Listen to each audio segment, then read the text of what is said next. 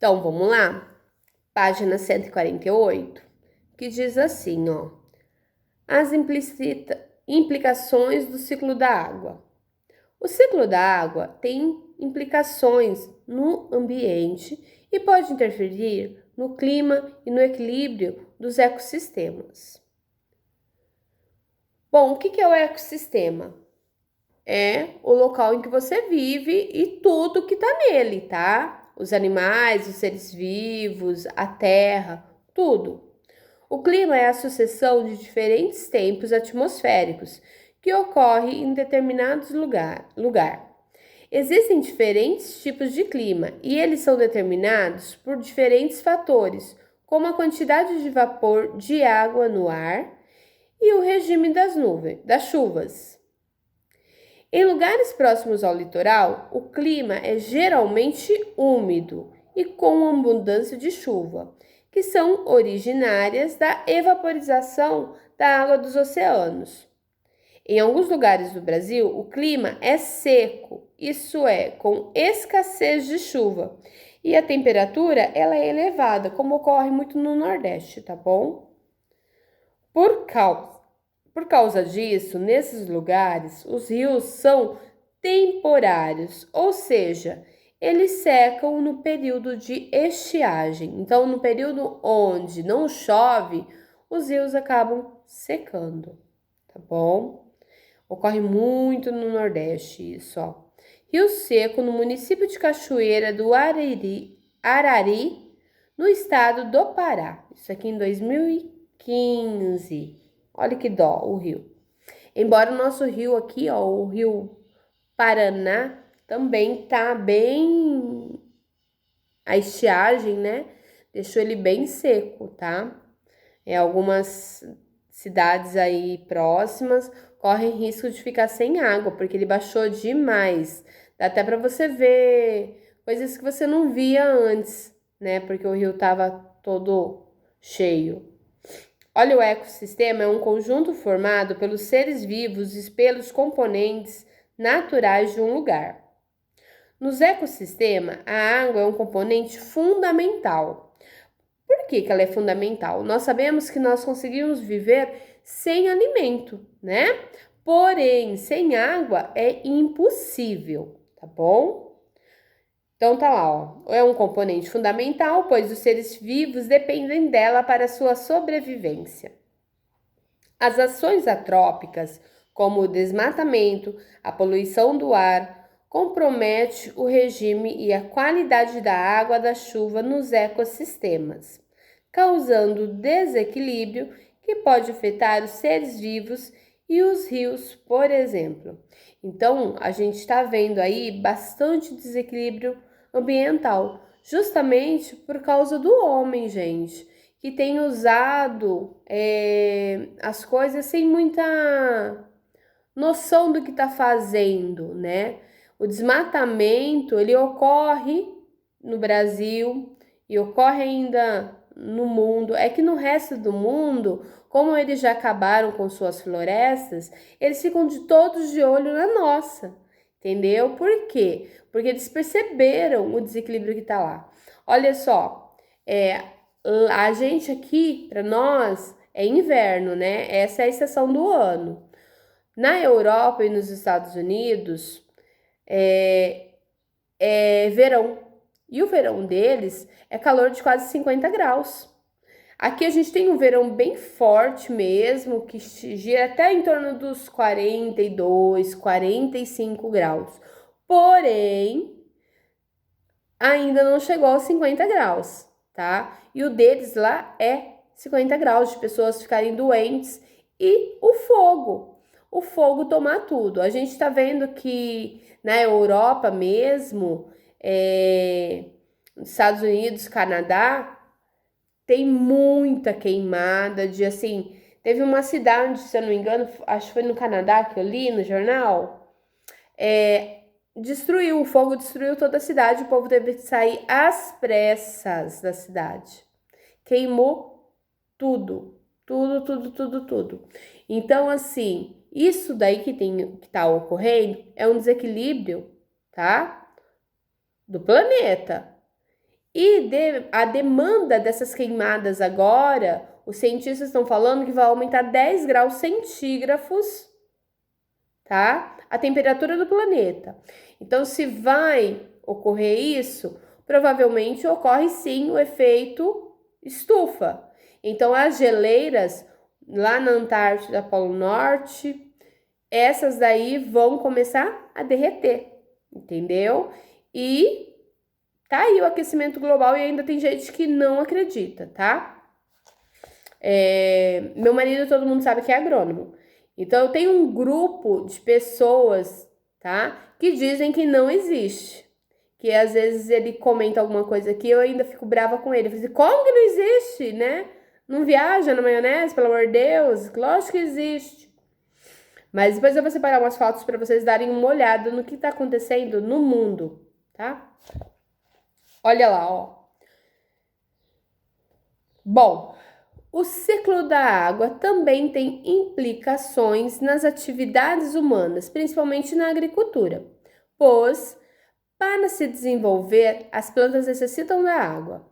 Existem lugares no Brasil com quantidade abundante de chuva e outros lugares que passam por períodos sem chuvas.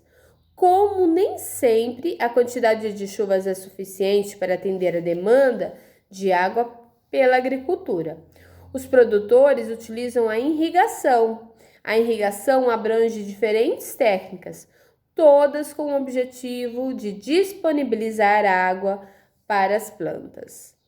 E assim, ó, é uma coisa que eu falo assim, o Nordeste, coitado do povo, porque ora tá seco e quando chove, dá aquela chuva boa, acaba inundando o local. Por quê? Porque a terra tá tão seca, que a água tem dificuldade de entrar.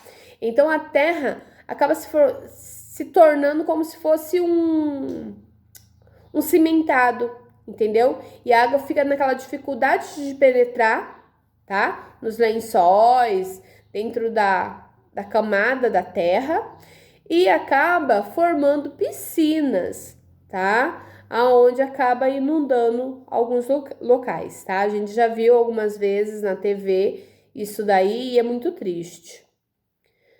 Bom, cisterna. O que é uma cisterna? Então, olha lá, ó. Vocês estão vendo aqui a imagem dessa caixa d'água grande, tá bom? Então, a cisterna, ela serve para armazenar a água da chuva. Então, vai coletar a água da chuva, tá?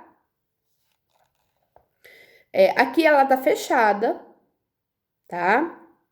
Mas quando tá chovendo, eles correm e eles abrem ela para que a água entre ali e se armazene, tá? A busca por alternativas para tornar possível a vida e a produção do semiárido brasileiro passa necessariamente pelo aproveitamento das poucas e mal distribuídas chuvas que caem na região. Para coletá-las, uma das mais difundidas tecnologias é a cisterna, que armazena água captada através dos telhados das casas para ser utilizado ao longo do ano.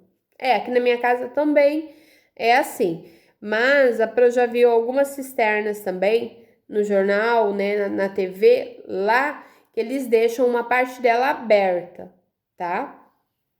Então, vocês vão estar respondendo as perguntas aí. E agora, a gente vai ler sobre a importância de preservar as florestas, tá? As florestas têm um papel importante no equilíbrio do ecossistema. Elas ajudam na preservação dos solos e dos rios, garantindo o funcionamento do ciclo da água e a qualidade do ar atmosférico. As árvores, com as suas raízes, seguram as partículas do solo, evitando o seu desgaste. Então, olha só, tudo na floresta tem um porquê.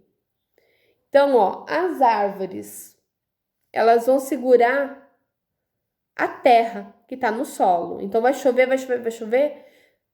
As árvores vai impedir que essa chuva leve a terra para dentro de rios, tá bom? Que pode acontecer o assoreamento. Então, todos eles ali dentro da floresta, eles têm as suas necessidades e têm o porquê de estar ali. As árvores com suas raízes seguram as partículas do solo, evitando seu desgaste, que é o que? A retirada da terra, tá? Com a remoção da cobertura vegetal, partículas do solo são arrastadas pelas chuvas e pelo vento. A vegetação ao longo de rios ajuda a impedir o deslizamento do solo das margens, evitando os assoreamentos. O que acontece aqui? A vegetação, quando ela está em cima da terra, ela, quando chove, ela impede que a terra saia daquele local e vá para outro, tá? O que acontece em casos de chuva? Se você não tem árvores em volta do rio, não tem a vegetação em volta do rio, aquela chuva que vier, ela vai trazer toda a terra que está descoberta para dentro do rio. E aí ela vai encher o rio de terra, onde ocorre o quê? O assoreamento. O que é o assoreamento? É a terra entrar no rio e o rio fica baixinho, tá? Sabe quando às vezes a gente anda e por alguns lugares e a gente vê espelho de água? O que é o espelho de água? É aquela água que está por cima da areia, tá? Por quê? Porque o rio, onde tinha ali o rio, o buraco, ele encheu de terra. Aqui em Paraguaçu ocorre muito isso. Meu tio tinha um sítio aqui próximo do presídio, né? E ali tinha até cachoeira e tal. E ele fez, né? Ficou lá vários dias, tirando a terra do rio para poder ter um rio para tomar banho, né? Ter um riozinho para a gente poder brincar. Conclusão: a primeira chuva que deu, a terra entrou tudo de volta no rio, o rio ficou mais raso do que era. Então, tem que ter essa preocupação, tem que pensar como que eu vou fazer ali, tá? Eu acho que isso daí é um dos motivos para ajudar o rio aqui da floresta amazônica. Por quê? Você olha aqui essa imagem que você tá vendo o rio, né? É o Rio Negro. Ele corre assim, ó, e você percebe que ele é fundo, mesmo que ele seja estreito, ele é fundo.